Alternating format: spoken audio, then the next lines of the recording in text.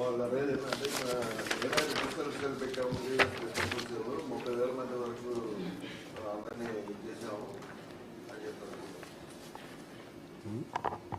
7 grievance letters cell పెట్టి వచ్చిన ఇట్లా ఏదైనా చిన్న చిన్న రిజర్వేషన్ వాటిలో 30,000 మంది వరకు సమస్యలు పరిష్కరించాము. అదేనా ఎంక్వైరీ అన్నది రాష్ట్ర ప్రభుత్వమే చేస్తే న్యాయం ఎలా జరుగుతుంది? పోలీసులు వీళ్ళ మనుషులే, అధికారులు వీళ్ళ మనుషులే, చంద్రబాబు నాయుడు గారి గవర్నమెంటు, నారా లోకేష్ ఎడ్యుకేషన్ మంత్రి. న్యాయం ధర్మం జరగాలి అని అంటే, ప్రివేలెంట్గా ఉండాలి అని అంటే థర్డ్ పార్టీ ఏజెన్సీ రావాలి. సిబిఐ లాంటి ఎంక్వైరీ సంస్థ వస్తే అప్పుడు నీకు ఏదైనా న్యాయం ధర్మం జరుగుతుందా? Yes Raghavendra. Sir, how do you rate the TDP coalition government performance after completion of 2 years in power? Sir? See, about national perspective, let me not comment on it because there would probably be very little what I can speak of. But as far as the state is concerned, because I'm very much party to it and I know what's happening in the state of Andhra Pradesh.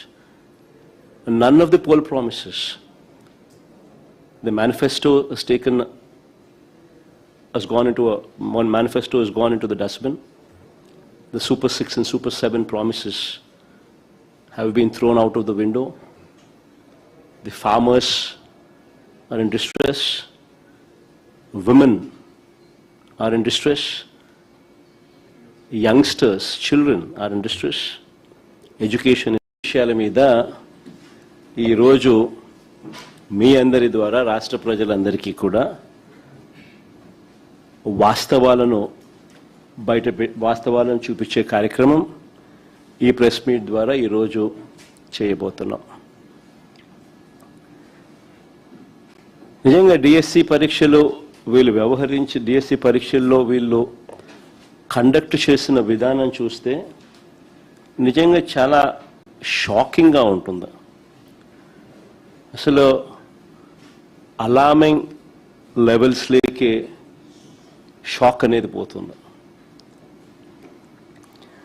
లక్షల మంది క్యాండిడేట్లు పెట్టుకున్న నమ్మకాన్ని చంద్రబాబు నాయుడు గారు వమ్ము చేస్తూ, స్కాములు చేస్తూ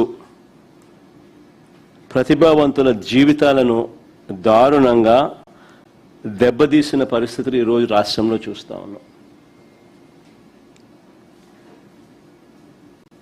ఇంత ఘోరంగా రిక్రూట్మెంట్ జరగడం అన్నది బహుశా ఆంధ్ర చరిత్రలో బహుశా ఎప్పుడైనా జరిగిందో లేదో నాకైతే తెలియదు. కానీ సాక్షాత్తు చంద్రబాబు నాయుడు గారు కొడుకు, ఆయన సుపుత్రుడు లోకేష్ విద్యాశాఖ మంత్రిగా ఉంటూ ఇద్దరు కలిసి ఇంతటి దారుణంగా చేశారు అన్న విషయాలు ఆంధ్ర రాష్ట్రంలో చోటు చేసుకున్నాయి.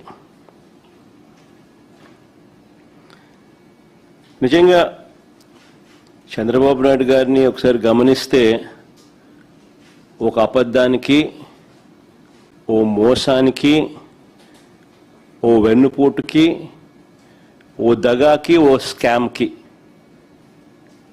వీటికి చొక్కా ప్యాంటు గన తగిలిస్తే కనిపించేది చంద్రబాబే. చంద్రబాబు నాయుడు గారి రాజకీయ జీవితం చూసినా, ఈ 2 ఏళ్లలో ఆయన సూపర్ 6లు సూపర్ 7లు చూసినా, తానిచ్చిన మేనిఫెస్టో హామీలు ఇంకా లోతుగా చూసినా, ఇవాళ టీచర్ల రిక్రూట్మెంట్ చూసినా మనకు కనిపించేది ఇవే: దగ, మోసం, అబద్ధాలు, స్కాము, ఇవే కనిపిస్తాయి. చంద్రబాబు నాయుడు గారు రాగానే చేసిన తొలి సంతకం 5 సంతకాలు చేశాడు. తొలి సంతకాలు అంటూ దానికి నానా హంగామా ఆర్భాటం కూడా చేశాడు. అందులో భాగంగా ఇది కూడా ఒకటి. ఇందులో మెగా డిఎస్సి అనేది ఒక సంతకం. మెగా అనేది ఏమిటో నాకైతే అర్థం కాదు. కానీ ఎందుకంటే ఇందులో 6,100 ఉద్యోగాలు మేమిచ్చిన నోటిఫికేషన్, ఆయన ఇచ్చిన చరిత్ర కాదు. మేమిచ్చిన నోటిఫికేషన్